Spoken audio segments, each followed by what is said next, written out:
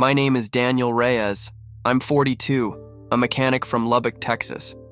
I've never been the kind of man who talks about dreams, visions, or anything even remotely spiritual.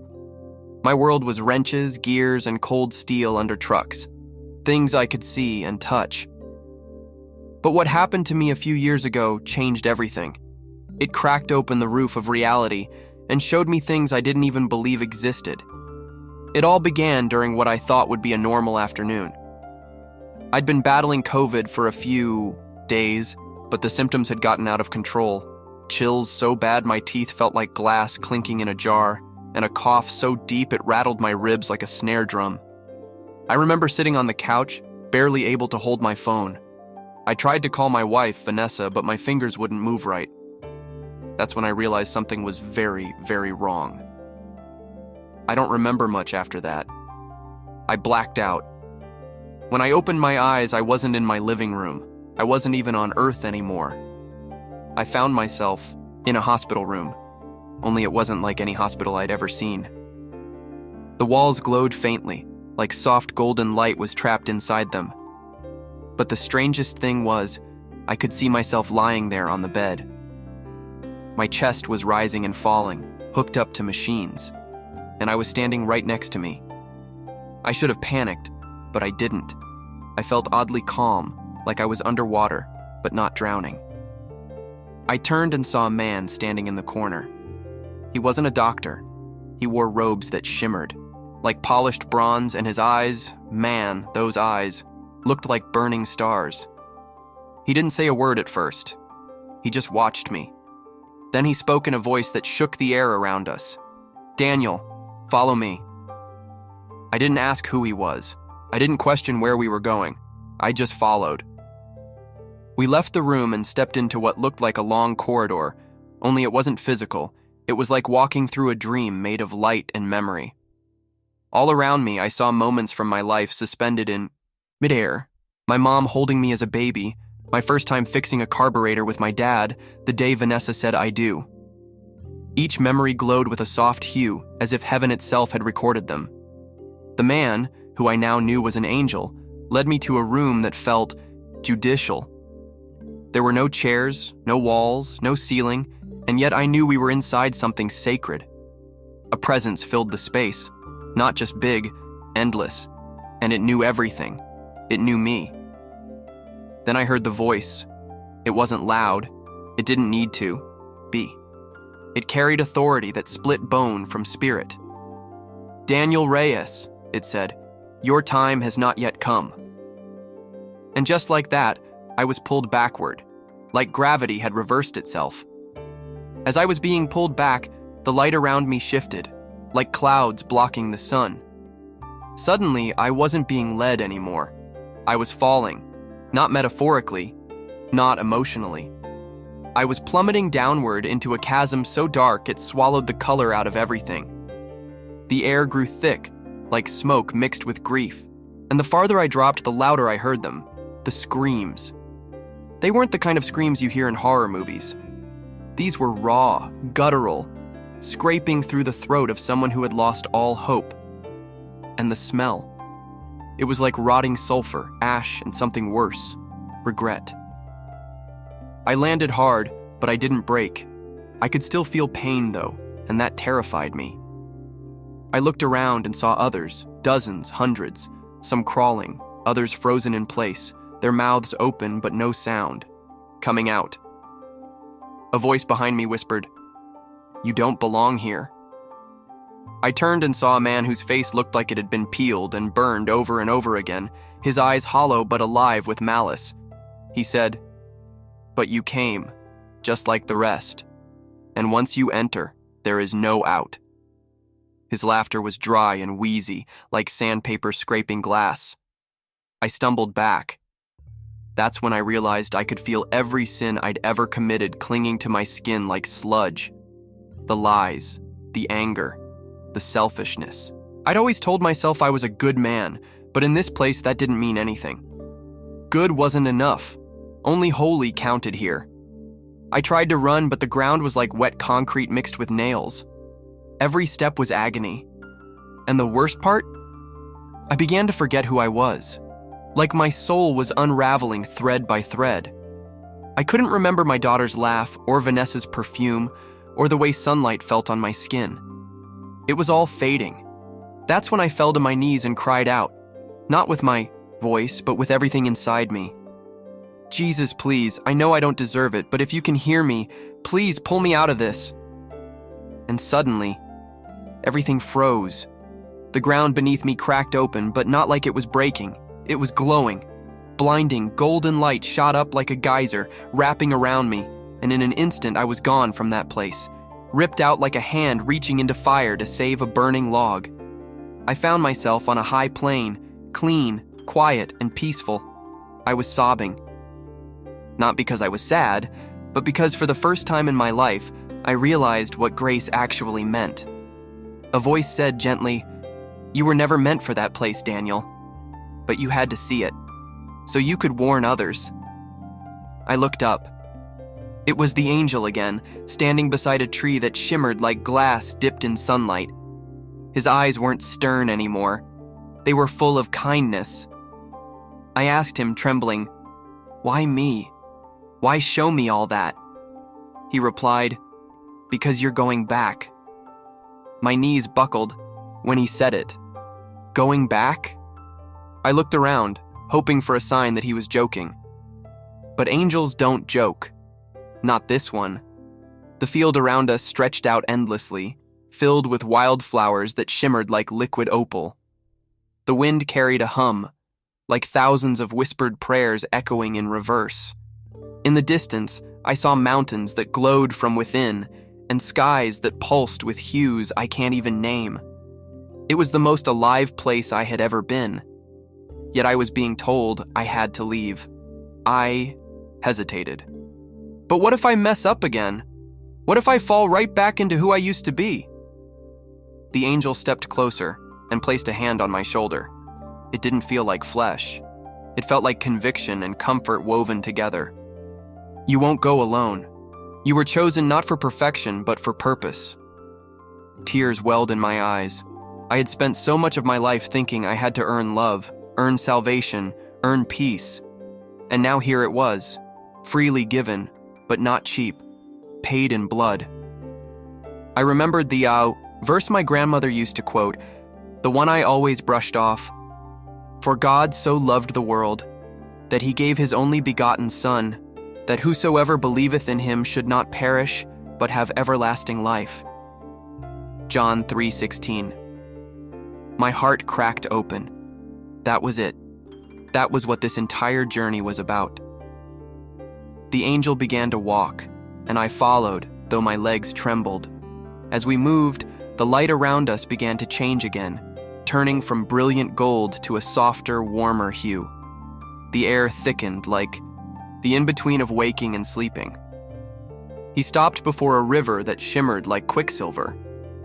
On the other side, I saw a version of Earth. Familiar, but dull in comparison.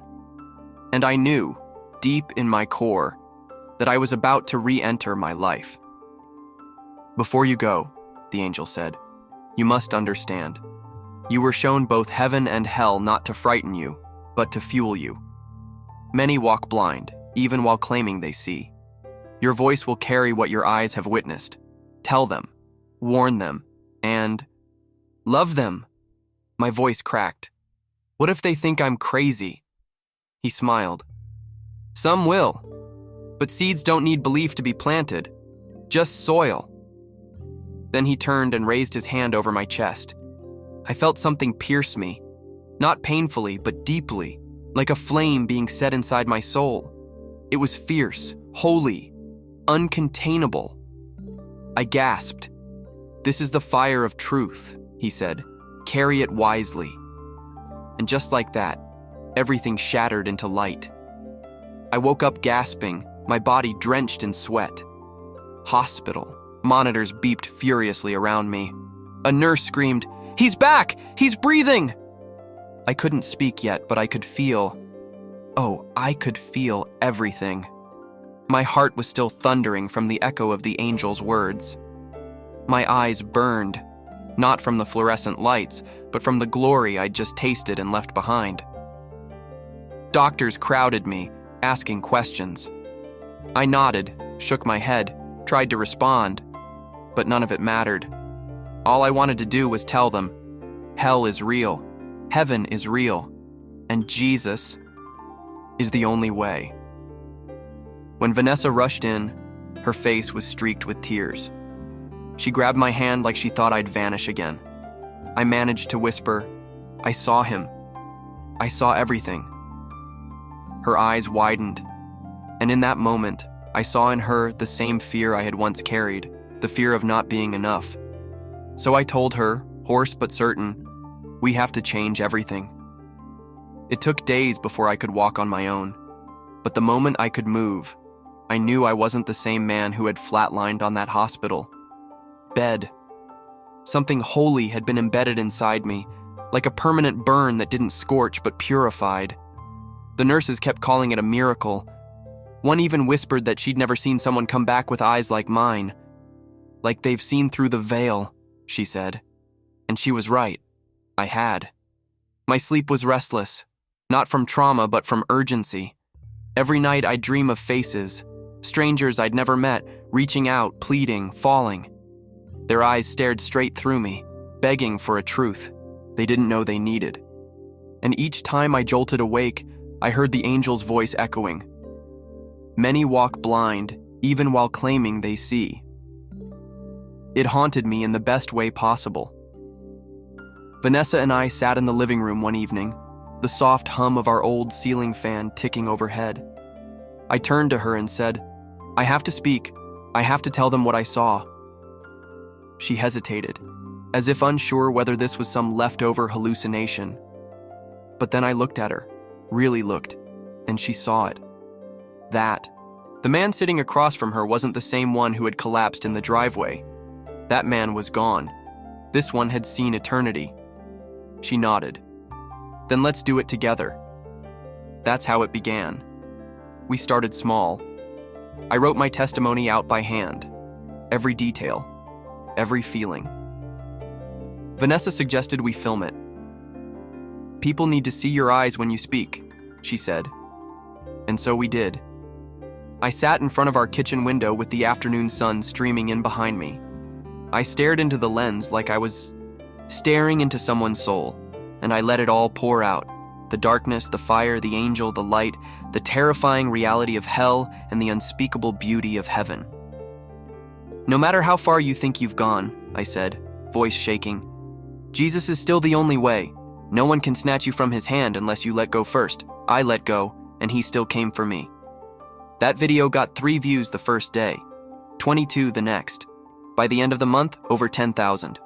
I started getting messages from people all over, broken hearts, shattered families, drug addicts, atheists, even a former Satanist who said he cried like a child watching it.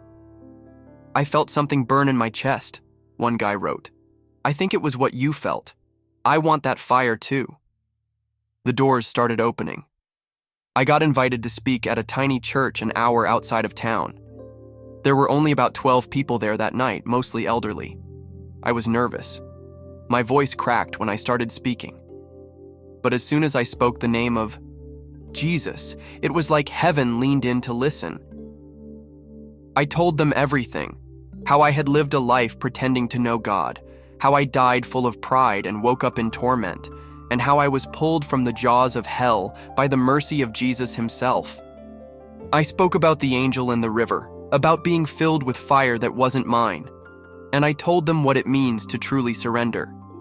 When I was done, silence filled the room. Then a woman in the back began to weep. Another stood up and raised her arms, shaking. I haven't felt the Holy Spirit in 20 years, she whispered, but he's here now.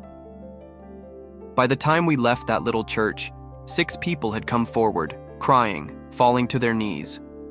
One man, gray-bearded and calloused, stood before me, tears streaking down his leathery cheeks. Son, he said, I've been preaching for 40 years, and I think I just got saved tonight. I began speaking wherever I was invited, small groups, church basements, recovery centers, even a youth detention facility. Some nights I'd drive 6 hours, sleep in my car, and do it all over again the next day. But I didn't care. I wasn't chasing fame. I was chasing the call. Everywhere I went, I saw the same hollow eyes I had once carried. I saw people living half alive, dragging chains they couldn't name. And each time I stood before them, I told them not my truth, but the truth of the gospel. And I always finished with this: Jesus didn't rescue me because I earned it. He rescued me because he's, faithful, even when we're not. But the fire didn't just change my voice, it changed my marriage. Vanessa and I began praying together, something we had never truly done before. Our home felt different, warmer, holier. One night, as we sat holding hands in silence, I felt something I hadn't felt in years: peace. The kind that seeps deep into your bones and wraps around you like a wool blanket in winter. I looked at her and said, "I think we're finally living." She smiled, tears brimming. "No," she whispered. "We're finally alive." It had been a full year since I died in the driveway. Sometimes I still touched the scar on my chest, where the defibrillator pads left a faint burn. Not because it hurt, but because it reminded me I had been somewhere most never returned from. Every time I touched it, I remembered the scream I'd let out in the pit of hell, and the hand that reached through that darkness and pulled me into light. Vanessa and I were invited to a revival meeting 2 states away. They said it would be low-key, maybe 100 people max. When we arrived, the parking lot was overflowing. People were standing outside, waiting, praying, weeping before the doors even opened. I stood backstage, trembling, not with fear, but with awe. I whispered, "Lord, I'm just a man. Why me?" I heard it again, soft, but firm. "Because you said yes." I stepped out to the pulpit. The crowd quieted. Their eyes locked on me like they were waiting for the fire to fall. I held the mic in my shaking hand and began to speak, not in charisma, but in conviction. "I died last year," I began, "but I didn't stay dead, and I didn't come back for my sake. I came back for yours." I told them the full story. No sugarcoating, no fancy words. I described the shadowed figures I saw falling into the abyss, the smell of sulfur, the scream of souls. I told them about the angel, the river of fire, the moment I saw the Lord's eyes and knew. I had never truly known him. And I ended with this: there is no fence. You're either burning for him or fading into darkness. I know because I stood on both sides, and only one is life. People flooded the altar like waves crashing on a shore. Dozens fell to their knees, some shouting, others sobbing in silence. A teenage boy clutched his chest, saying, "It feels like lightning in my heart." An older woman cried out, "I thought I was saved, but I've never met him until now." That night changed something in me again. I realized this wasn't just about telling a story. This was war, a war for souls. And God wasn't sending angels to every person. He was sending us. So I kept going. I spoke in prisons where murderers wept like children. I shared with addicts whose hands trembled with withdrawal as they raised them in worship. I stood in front of a gang leader who whispered, "If he saved you, maybe he can save me too." I even met a man who tried to take his own life, twice. He found my video on YouTube.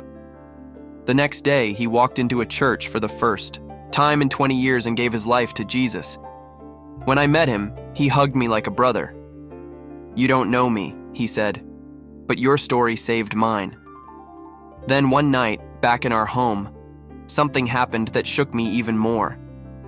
Vanessa and I had just finished praying when she turned to me and said, "I had a dream." She told me she saw me walking through a dark tunnel, pulling people out one by one.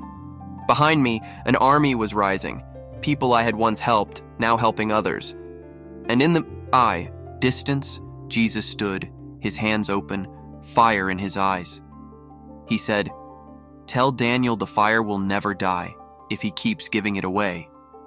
That night I wept like I did the day I returned from death, because I finally understood the fire wasn't for me. It was through me. Now every day I wake up, I ask God, who do you want to reach today through me? Sometimes it's one person, sometimes it's thousands, but the answer is always the same. Go.